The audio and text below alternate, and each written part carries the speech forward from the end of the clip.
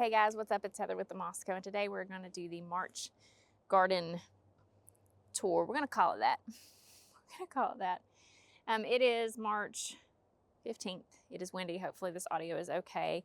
My name is Heather, and this is the Moscow, where we are learning to garden together and trying things out even when conditions aren't perfect. And I often will do a March garden tour, and I feel like they are somewhat sad looking because nothing looks good. And for those of y'all that don't know, I live in East Tennessee. I garden in a zone 7B. And we live in the woods, and it's beautiful and majestic. And I have these gorgeous puppies, but they're not puppies anymore. They're like 2. Look at that sweet girl. But they are very destructive. And so I've spent the last couple years just trying to get that part under control so we can get back to gardening.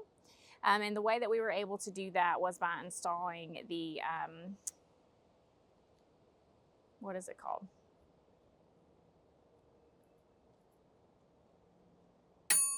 The Paws Away Pet Safe barrier. I'm actually standing on the pad now. This is where we store the trailer for the tractor. And the dogs have chewed all the lines off here before, but now we are able to keep them off here. So one of the things that I think is very interesting about a garden tour this time of year is there's not a ton to look at. I have not done a good job of getting like my garden to all seasons. I'm more focused on just trying to get things in my garden at this point and get things looking good. And I feel like a lot of times I am out here trying to do that and I'm just not getting anywhere. I'll put plants in and they'll die, or I'll put plants in and my dog will eat them. So let's see how much progress we have made since this time last year in getting the garden under control. So we're gonna start down here at the raised beds. So my house is up here and my driveway goes all the way down, and this is an RV pad that was here when we moved in. I installed these raised beds last year, and I put the drip in them and the dogs ate the drip out of them. But again, they can't get on here. I need to plant them up, and I'm going to do a lot of planting in here for the summer. I'm really saving that for this area. I want to do my squash here, and I want to do my eggplant here, and probably my peppers here. But I had mentioned that I wanted to do the archway here, this archway. I had mentioned that I wanted to put it here and then get 2 more beds. And we haven't got that far yet, and it looks pretty terrible. But that is on the docket for this spring. I did want to do it before the clematis vines woke up, but I do want to move this clematis. The question will be, will the clematis survive if I plant other summer crops over it? Because I do want to plant like my cucumbers on this trellis, and really utilize this area. So one of my goals for last year was getting these beds replaced, and we got halfway there. But we also learned, how to fill these a little better. I think it was a good lesson as well in we need to be monitoring the drip more effectively. And so we're going to take those lessons and carry them into this year, and make sure that we are staying on top of things. The other thing I need to do is more consistently be putting in small efforts every day. So 15 minutes every single day in the garden, just doing something. There's a lot of little jobs that if you take care of, it's not a big thing later. And then when you have a bigger chunk of time, you can take care of that. So we're gonna move on to this bed here. This one is next to my driveway. It's not a lot to look at. We have 3 loropetalums here that are struggling. The blue spruce that's doing okay, but not great. But we do have our daylilies coming back. They do not get enough sun here, so they don't bloom as much as I would like. And I did not plant any new tulips. This is just leftovers from last year. Also, I planted 2 times encore azaleas, and 3 out of 4 of them died. They're looking pretty pitiful. The limelight hydrangea looks really, really good. The iris is coming back. I did try to save this tree.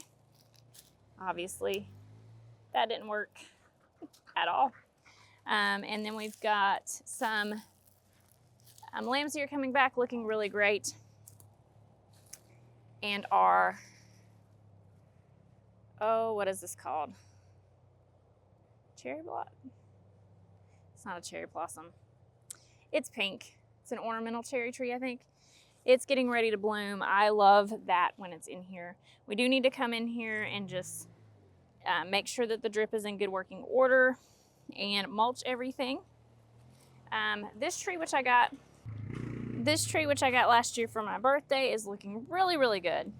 Like, it was only to here last year. I think this is all probably new growth, and it looks really pretty in this pot. So we will continue to stake it, and we'll kind of let it do a droopy, swoopy thing here. But it's a nice blue color. You know, I like to do blue, red, and chartreuse. I think I'm going to put some, I've tried a couple things here and none of it has worked. I think I'm going to do some creeping Jenny here. That's another bush that died. We've got these berries. These are the berries that keep the dogs out of here when they have the collars on. We've got this Japanese maple looking really pretty, getting ready to come back. It's got a lot of fresh growth on it. Focus.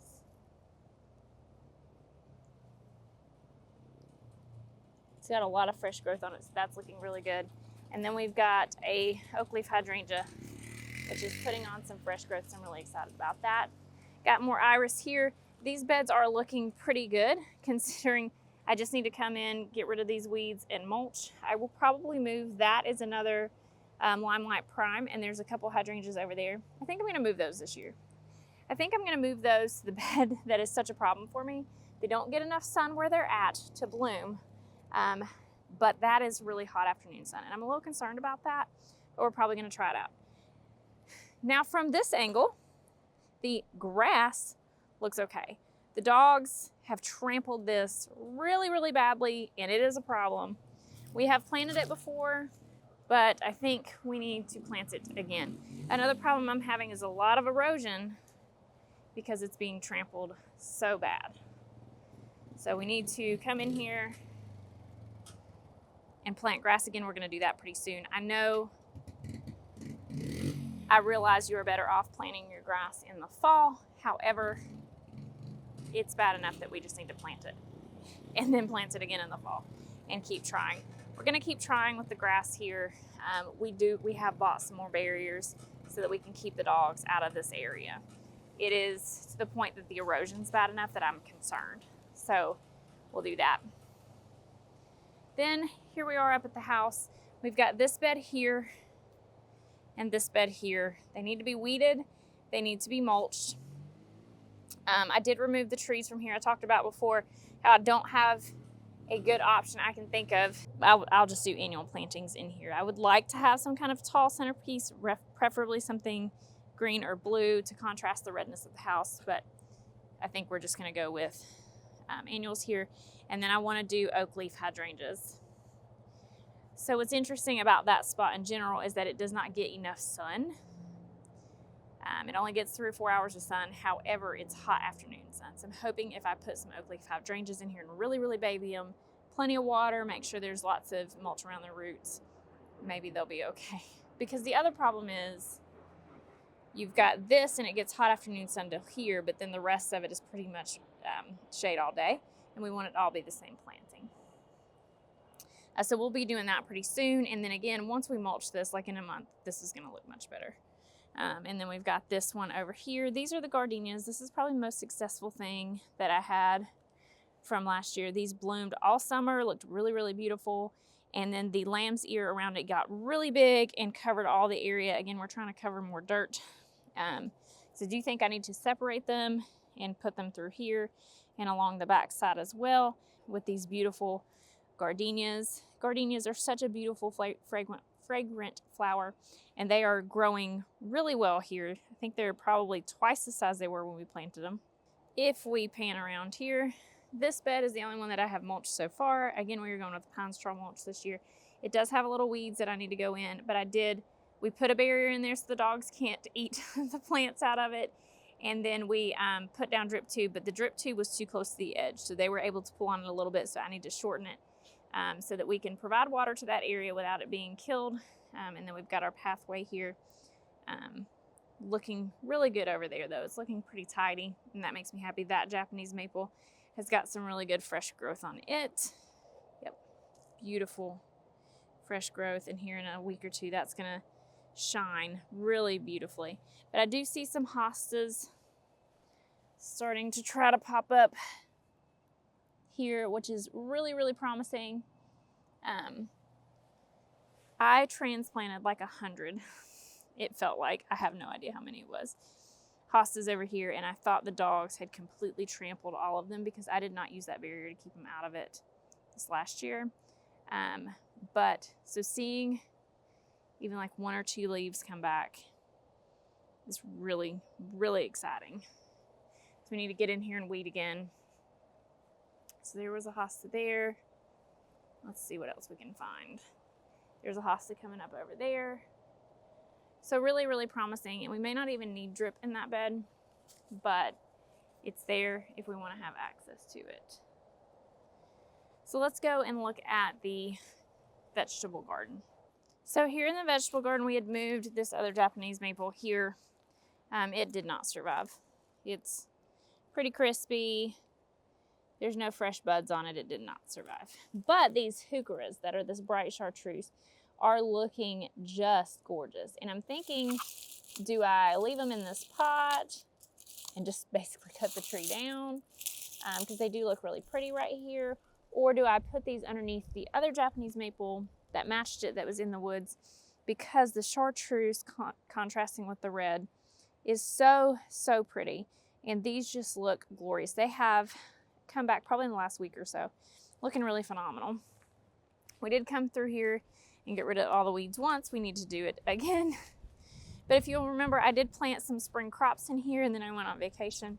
But one of the best things about going on vacation is coming back and looking and see what has popped up.